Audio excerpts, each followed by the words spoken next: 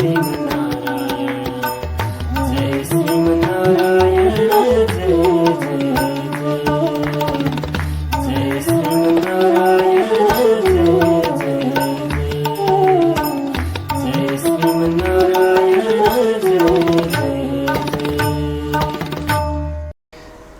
श्रीमन्नारायण। अखिल हेय प्रत्यनीक कल्याणैकतान श्वेतर समस्त वस्तु विलक्षण अनंत ज्ञानानंदैक स्वरूप परात्पर परब्रह्म परमेश्वर भगवान श्याम सुंदर द्वारा अधिष्ठित पावन श्री पुरुषोत्तम मास भगवान श्री श्याम सुंदर का चरण कमल में साष्टांग प्रणति गर्दै समस्त पूर्वाचार्यहरूका श्री चरण में साष्टांग प्रणति गर्दै स्वाचार्य चरण कमल में वंदना गर्दै सम्पूर्ण भक्त भागवतहरूलाई यथोचित वन्दन गर्दै भगवत कृपाद्वारा प्राप्त यस वाणीलाई भगवत चर्चामा लगाउन प्रयत्न गरिँदैछ। श्री पुरुषोत्तम मास भगवानको प्यारो महिना, भगवान नै यसका स्वामी हुनुहुन्छ, भगवान नै फलदाता हुनुहुन्छ र विशेष गरिकन निष्काम भावद्वारा पुरुषोत्तम मासको व्रत गर्नुपर्दछ। कोही सकाम भावद्वारा नै गर्दछन् भने धर्म अर्थ काम आदि गरेका पुरुषार्थहरू पनि भगवानले प्रदान गर्नुहुन्छ। त्यस प्रकारको उत्तम व्रत र यसको मूल पाठ जो श्री बृहन् नारदीय पुराणबाट उद्धृत गरिएको छ,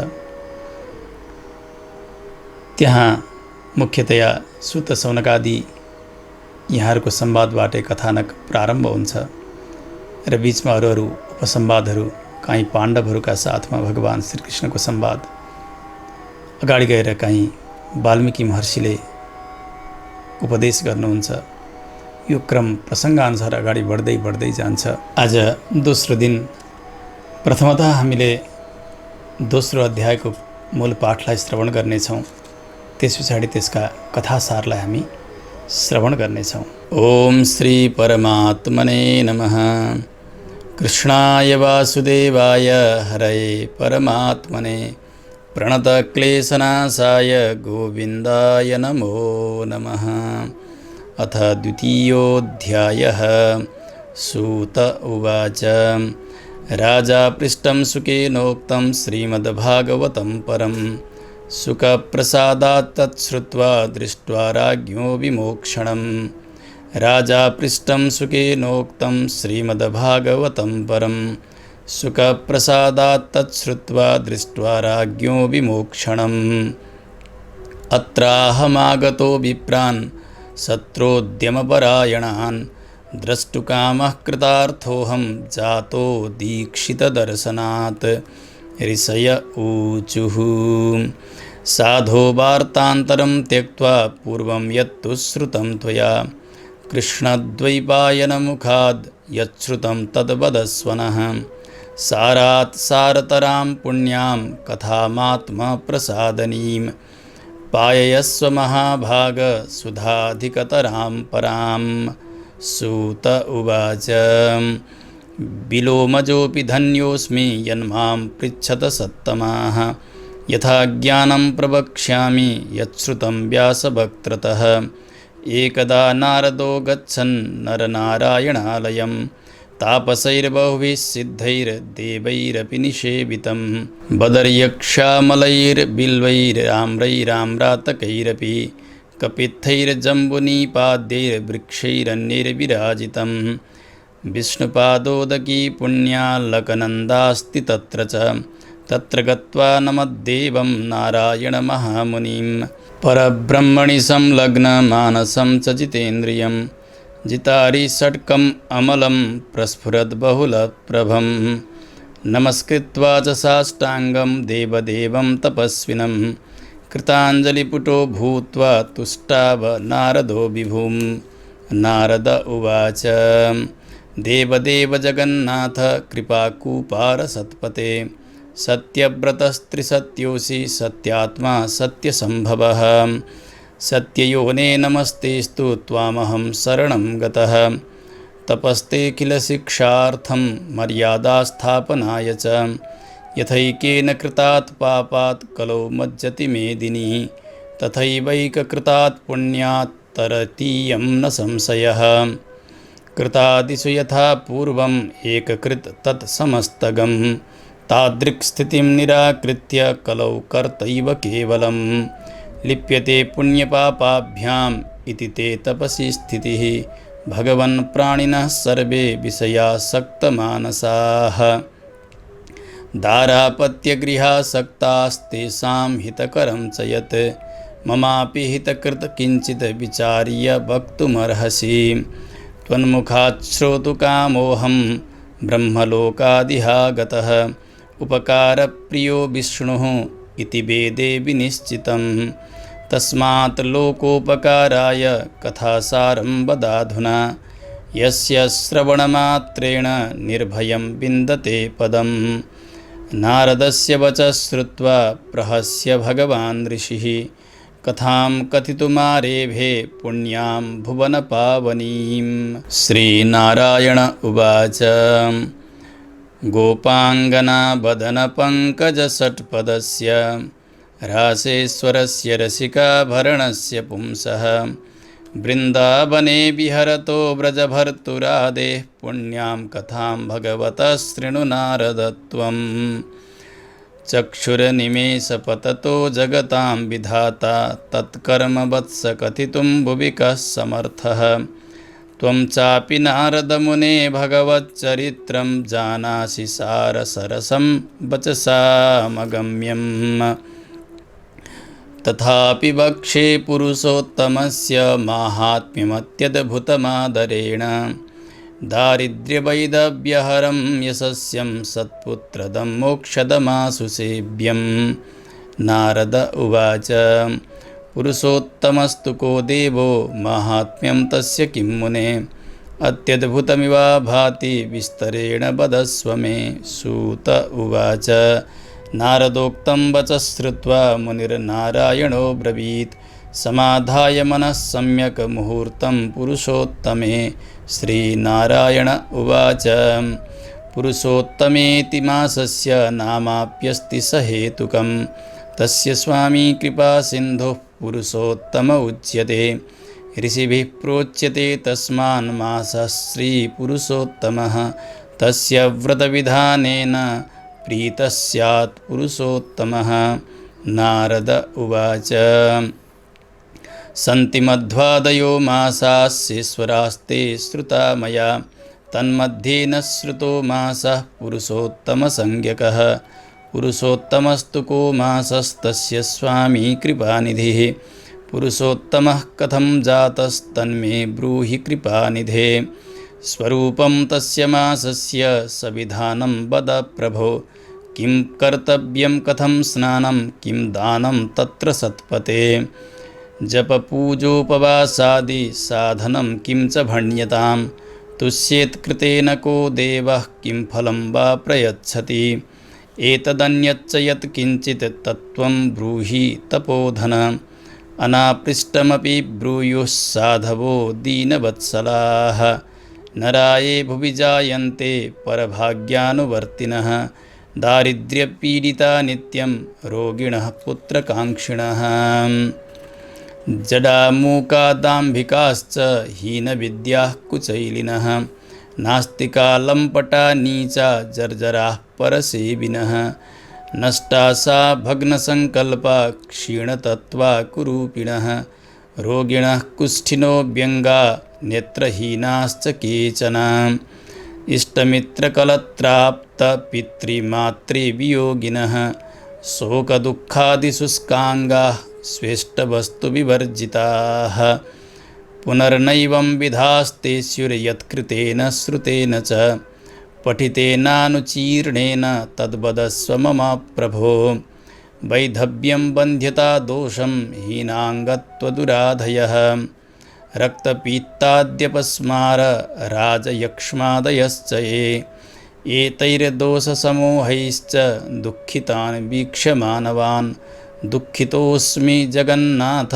कृपां कृत्वा ममोपरि विस्तरेण वद ब्रह्मन् मन्मनो मोदहेतुकं सर्वज्ञः सर्वतत्त्वानां निधानस्त्वमसि प्रभो सूत उवाच इति विदितनयोदितं रसालं जनहितहेतुनिशम्य देवदेवः अभिनवघनरावरं यवाचा वददभिपूज्य मुनिं सुधां सुशान्तम् इति विदितनयोदितं रसालं जनहितहेतुनिशम्य देवदेवः अभिनवघनरावरं यवाचा वददभिपूज्य मुनिं सुधां सुशान्तं। हरिः ओं तत्सत्। श्रीबृहन्नारदीये पुरुषोत्तममासमाहात्म्ये श्रीनारायणनारदसंवादे प्रश्नविधिर्नाम द्वितीयोऽध्यायः। श्रीहरये नमः। कृष्णाय वासुदेवाय हरये परमात्मने प्रणतक्लेशनाशाय गोविन्दाय नमो नमः। कृष्ण गोविन्द हरे मुरारे, हे नाथ नारायण वासुदेव, अनंत वैकुंठ मुकुंद कृष्ण गोविंद दामोदर माधवेति। महात्म्य को प्रथम अध्याय हिजो हामीले श्रवण गऱ्यौँ, जहाँ श्री सौनकादि 88,000 ऋषिहरू नैमिषार नक्षत्रमा दीर्घ सत्र गरेर बस्नुभएको छ। सुतजी पनि तीर्थयात्राका निमित्त भनेर निस्कनुभयो। उहाँहरूले तपस्या गरेको सुन्नुहुन्छ, यज्ञ गरेर बस्दै गर्नुभएको सौनकादिहरूको तपस्यालाई सुन्नुहुन्छ सुतजीले। र ऋषिहरूको दर्शन गर्नका निमित्त सुतजीको आगमन भयो।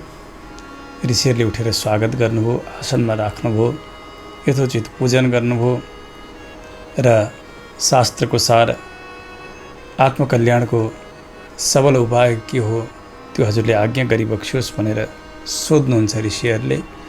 सुतजीले आफ्नो आत्मवृत्तान्त प्रारम्भ गर्नुहुन्छ। म तीर्थाटनका निमित्त भनेर निस्केको थिएँ। उत्तरका दक्षिणका सारा तीर्थ भ्रमण गर्दै गर्दै जब म आइपुगेँ हस्तिनापुरमा, सुने मैले परीक्षितजीलाई ऋषिकुमारको श्राप परेको छ।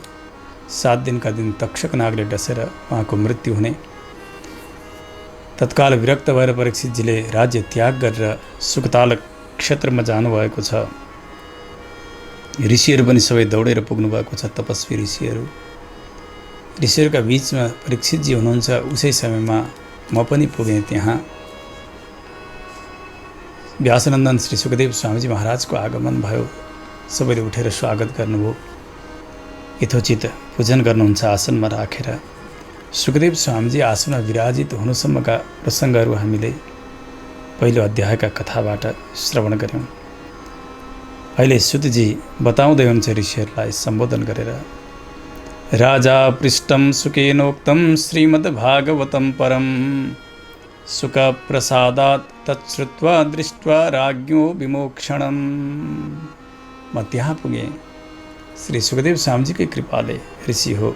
परीक्षितजीले चाँडै मर्नेवालाले के गर्नुपर्छ भनेर सुखदेव स्वामीजीका सन्धिमा जिज्ञासा गर्नुभएको थियो। त्यसको उत्तर स्वरूप श्रीमद् भागवतको उपदेश गर्नुभयो श्री सुखदेव स्वामीजीले। उहाँका श्रीमुखबाट ऋषिहरूका साथमा बसेर, परीक्षितजीका साथमा बसेर मैले श्रीमद् भागवत श्रवण गरेँ। केवल सुने मात्र होइन ऋषि हो। दृष्ट्वा राज्ञो विमोक्षणम, 7 दिन भयो, उपदेश सम्पन्न भयो। सुखदेव स्वामीजी पुनः आफ्ना गन्तव्यतर्फ जानुहुन्छ। समाधिमा पुग्नुभएको परीक्षितजी, उहाँका शरीरमा तक्षकले डस्त छ, मृत प्राय बनिसकेको त्यो शरीर ढल्यो, दिव्य देह धारण गरेर उहाँको मोक्ष भएको मैले यिनै आँखाले देखेर आइरहेको छु। अत्राहम आगतो विप्रान शत्रुद्यमपरायणान्। त्यहाँबाट म सिधै आइरहेको छु। तपाईँहरू यज्ञ गर्न बस्नुभएको छ, उहाँ तपाईँहरूको दर्शनका निमित्त म आएको छु। ऋषि हो, तपाईँहरू जस्ता दीक्षितको दर्शन गर्नाले म पनि आज कृतार्थ भएको छु। ऋषिहरूले भन्नुभयो, सुतजी महाराज, अरू सबै कुराहरूलाई छोडिदिनुहोस्। हजुरले पहिले श्री व्यासजीबाट के सुन्नुभएको थियो त्यो कुरा हामीलाई बताइदिनुहोस्। कृष्ण द्वैपायन मुखाद यत् श्रुतम तद वदस्व नः। कृष्ण द्वैपायन श्री व्यासजीले के सुनाउनु भएको थियो हजुरलाई त्यसमध्ये पनि सार उद्धृत गरेर हामीलाई सुनाउनुहोस्। सारात सारतराम पुण्याम कथाम आत्मप्रसादनी, जसले यो मन अत्यन्तै प्रसन्न होस्।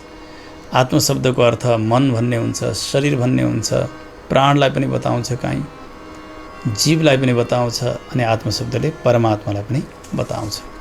त्यस कारणले मन प्रसन्न हुने अथवा जीव प्रसन्न हुने अथवा परमात्मा प्रसन्न हुने त्यस्तो कथाको सारलाई हजुरले बताइदिबक्सियोस्, हामीलाई पान गराइदिनुहोस्, पिलाइदिनुहोस्।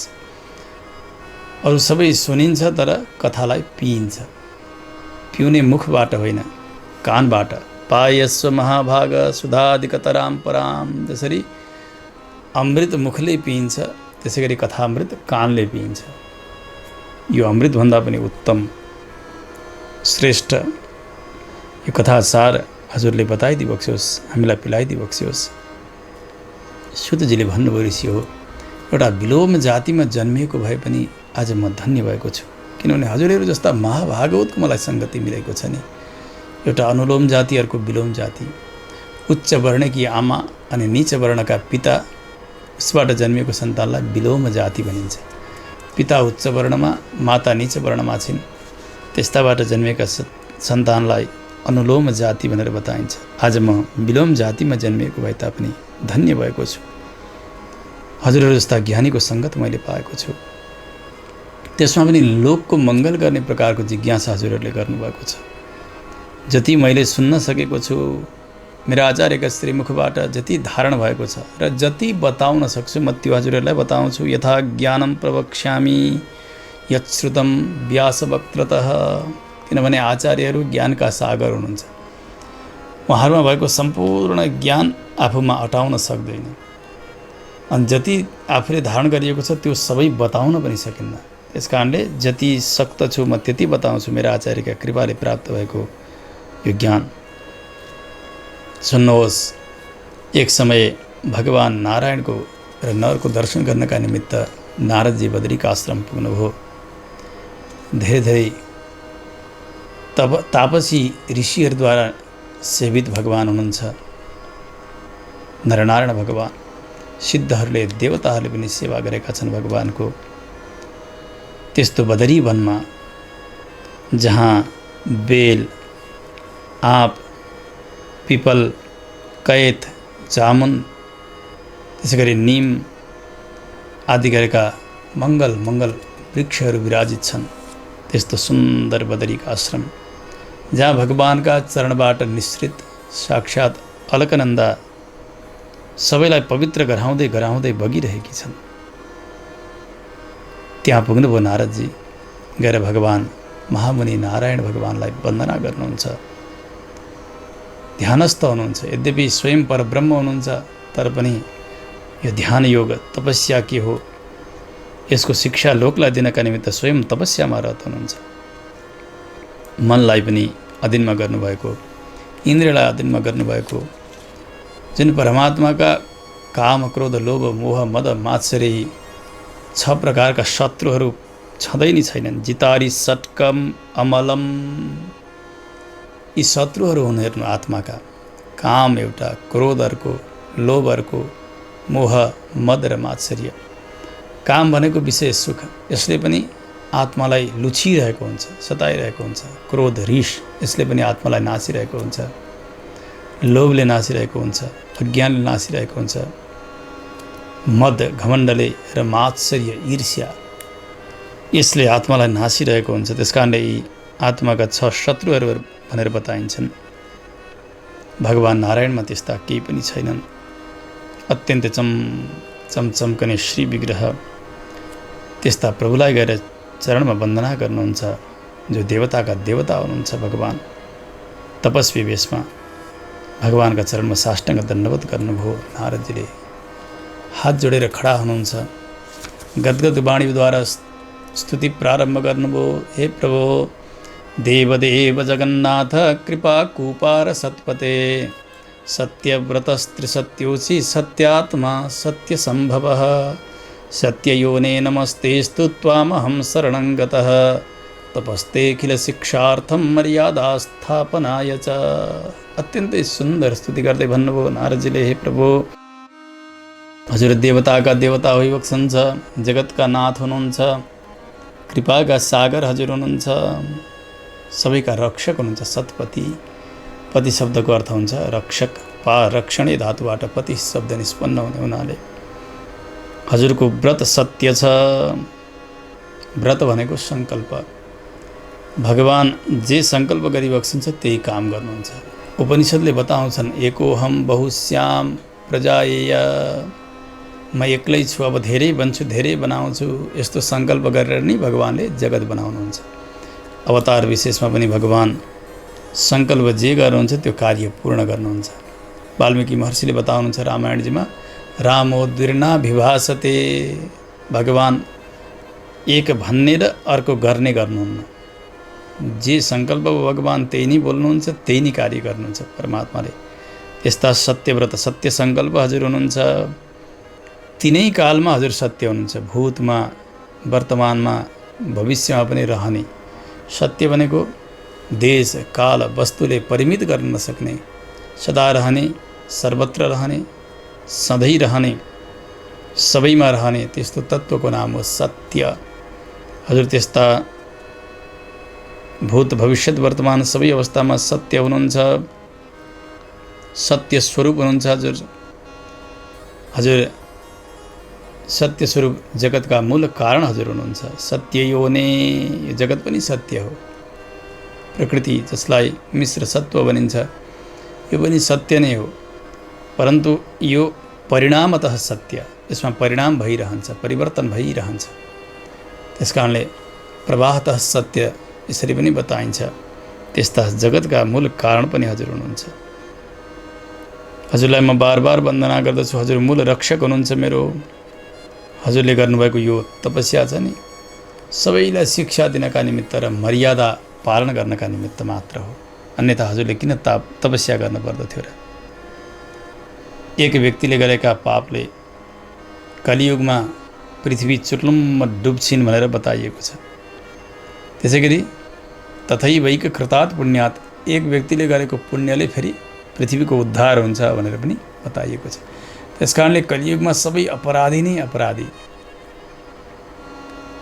पापी नै पापी।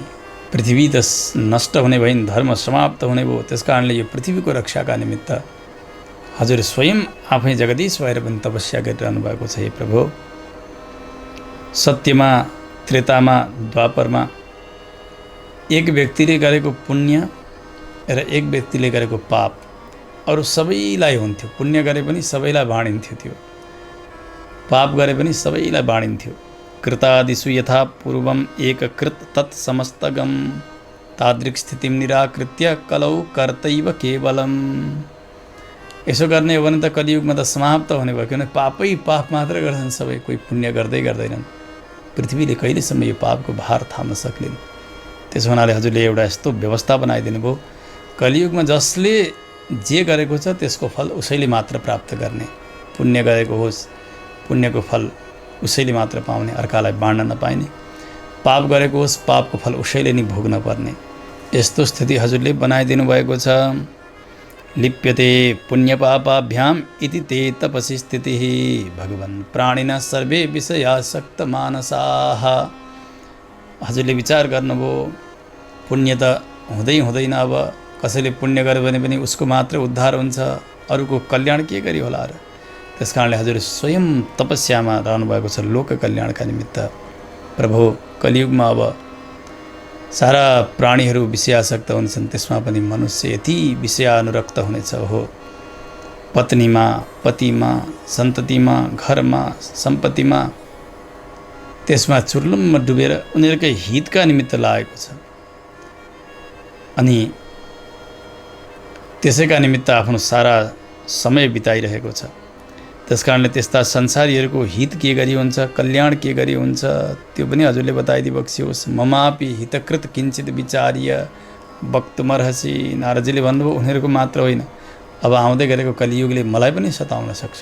त्यसकारणले मेरो पनि कल्याण के गरी हुन्छ त्यो पनि हजुरले बताइदिइ बक्सियोस्। हजुरका श्रीमुखबाट सुन्नका निमित्त आज म ब्रह्मलोकबाट यहाँ आएको छु। वेदले यही नै निश्चय गरिदिनु भएको छ। उपकार गर्ने देवताहरूमध्ये सबैभन्दा धेरै उपकार गर्ने भनेको हजुर होइबक्सन्छ। साक्षात् नारायण उपकार प्रियो विष्णु इति वेदे विनिश्चितम। शास्त्रले त यही नै निश्चय गरेका छन्। उपकार गर्ने देवताहरूमध्ये सर्वोपरि हजुर नै हुनुहुन्छ। त्यसकारणले लोकको उपकारका निमित्त हजुरले कथा सारलाई बताउनुहोस्, जुनलाई सुन्नाले मात्रै अभय प्राप्त गर्न सकिन्छ, संसारको डर रहन सक्दैन। यस प्रकारले जिज्ञासा गर्नुभयो नारदजीले भगवान श्री नारायणका सन्निधिमा गएर।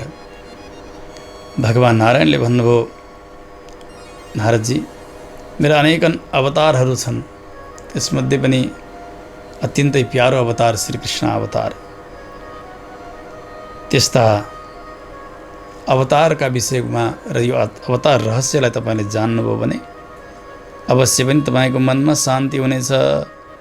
गोपाङ्गना वदन पङ्कज षट्पदस्य रासेश्वरस्य रसिका भरणस्य पुंसः वृन्दावने विहरतो ब्रजभर्तुरादेः पुण्यां कथां भगवत शृणु नारदत्वम्।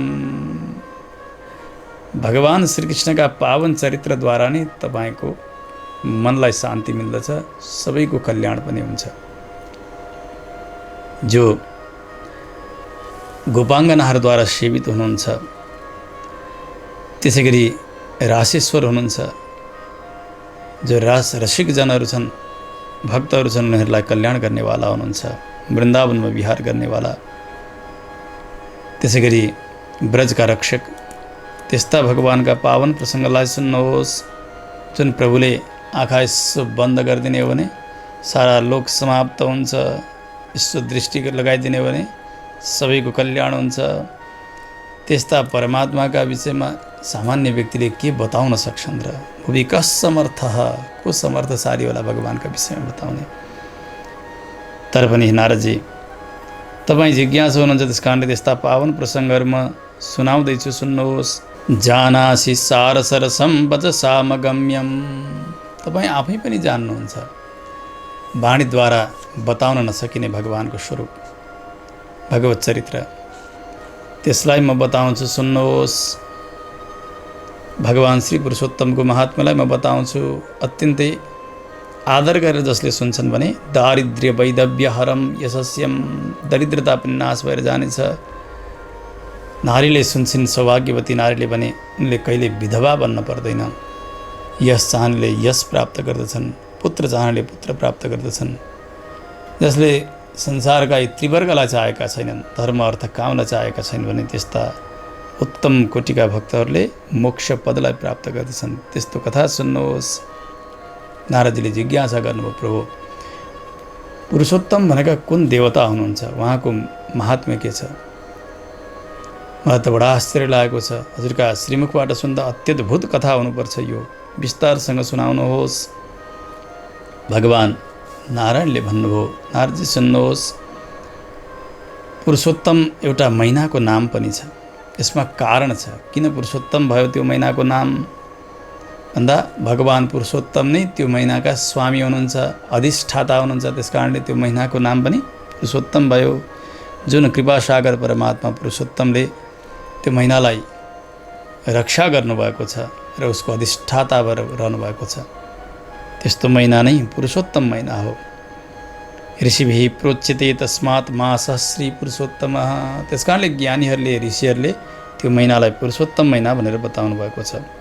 त्यसको व्रत विधान गर्ने हो भने भगवान श्री पुरुषोत्तम प्रसन्न हुनुहुन्छ। नारदजीले सोध्नुभयो, प्रभु मैले त सुनेको छु चैत्र वैशाख आदि गरेका महिनाहरू, मधु आदि गरेका मासहरू, यी सबैका ईश्वर छन्, स्वामी छन्। यी 12 महिनाका बिचमा मैले अर्को एउटा पुरुषोत्तम भन्ने महिना त कहिल्यै सुनेको छैन नि। यो कस्तो महिना हो? अनि त्यसका स्वामी भगवान कसरी हुनुभयो? कसरी पुरुषोत्तम भगवानले त्यसलाई कृपा गर्नुभयो? त्यो कृपा गरेर बताउनुहोस्।